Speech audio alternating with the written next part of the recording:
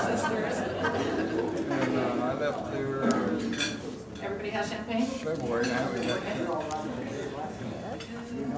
I don't want to speak long today, but there are some important things. So then you're not like your mother. But there are some important things I'd like to say.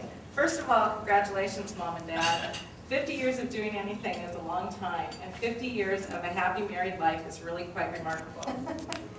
You know, even though things have changed in so many ways since your wedding, more than 2.3 million weddings are conducted in the United States every year. That breaks down to 6,200 per day.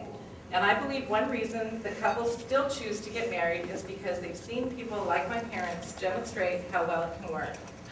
50 years of marriage, 50 years of being strong, independent providers, and 50 years of holding together a wonderful family. That's a lot to achieve and a lot to be proud of. Our mom and dad met in Dallas, Oregon.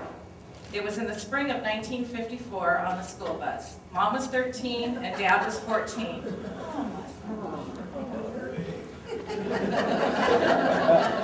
Mom asked the boy sitting by her, "Do you know that boy's name?" He told her, "His name is Ray Bunn," and her comment was, "No, what is it really?" Then in September of 1954, Mom saw Dad at the state fair. He was wearing a white stack jacket, white bucks, and white cords. Mom pointed Dad out to her girlfriend, and she told her, "That is Ray Bunn, and I'm going to marry him." A few weeks later, on September 18th, Mom and Dad had their first date. After that first date, Mom wrote in her Bible, "I like him best of anyone I know." I guess she still does, and that's an actual quote. And I guess she still does, and Dad must have felt the same way. Mom and Dad started going steady on October 24th, 1954. I can remember Dad telling us that when they were dating, Mom loved ketchup. In fact, she loved it so much, Dad would carry a bottle in the glove compartment of his car because he was embarrassed asking for more ketchup all the time. Mom and Dad were married on March 16, 1957 in Idaho. Dad was in the Coast Guard. Mom was a senior in high school. Grandma told her she could get married if she promised to finish high school. Mom graduated that spring.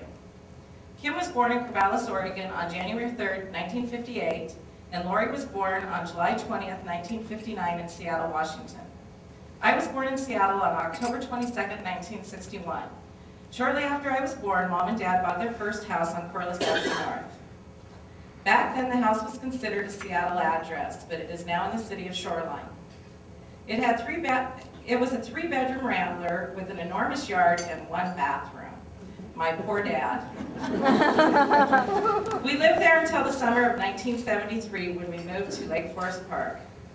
This house had a lot more room, including 2 bathrooms. This was much better with 3 teenage girls. Mom and Dad lived in the Lake Forest Park house until a few years ago when they sold it to live year-round on Big Lake. Raising a family is no simple job, but the 2 of you did it all and you did it with love. We grew up seeing you both work hard to take care of the family and making sure that we were raised in the right way. Building a family is the hardest job you can do, but it is also the most important. And I want to thank you both for all you have done for us. I think people enjoy wedding anniversaries because they show the rest of us that you can indeed achieve lasting happiness and that good things really do happen to good people. When I got married, my mom told me that a marriage was like a merry-go-round. And to keep it going, you both must give more than you take. She also told me the more I give, the more he wants to give, and that is what keeps the merry-go-round going. That was the worst metaphor I've ever heard, but the best advice I ever received. And I saw the example of this philosophy my whole life. Mom has always been good at giving advice. A few years ago,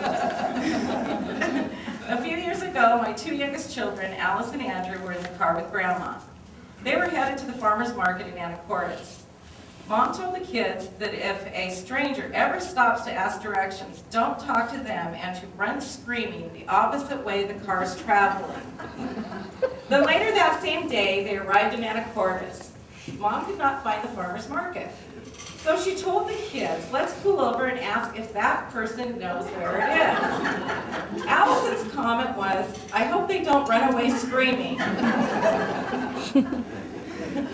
Mom and Dad, we want to tell you we're glad for you and we're proud of you. We want you to know that we wish you many happy years of living well. You are among friends who care for you and admire you and a family who loves you. God bless you both, and thank you all for being an inspiration to us all. Ladies and gentlemen, we would like to propose a toast to our parents.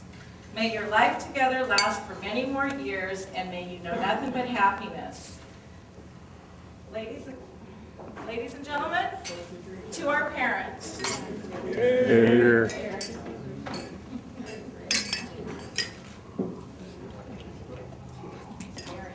Very nice.